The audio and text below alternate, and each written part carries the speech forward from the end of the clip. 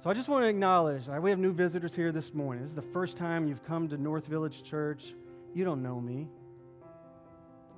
And so I just want to acknowledge, that's pretty jarring to see on a screen.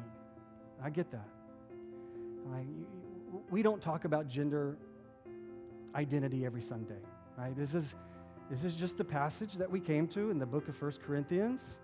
I thought about skipping it, but I thought this is in God's Word, and so I think there's something good to get from our passage this morning, and so we're going to try to dig that out of our passage. Even if you've been in our church family for a while, as a female or a male, I just want to acknowledge that that's uncomfortable to read on a screen. Especially we have younger eyes here. I'm just like, what? I just want to acknowledge that. It's uncomfortable. Maybe some of us didn't even know those words were in the Bible. And so for the first time today, you're realizing, that's in the Bible? That's uncomfortable.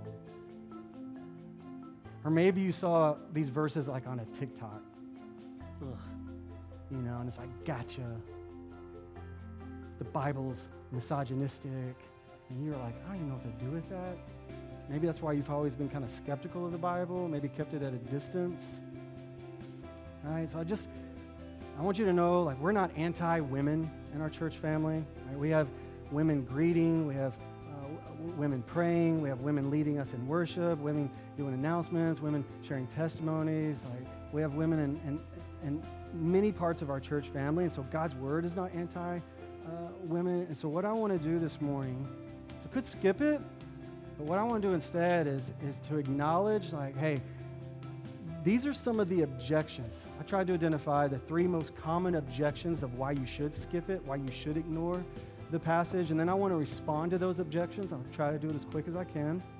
And then I want to try to walk through how and why I think that passage could be beneficial for us today in 2023.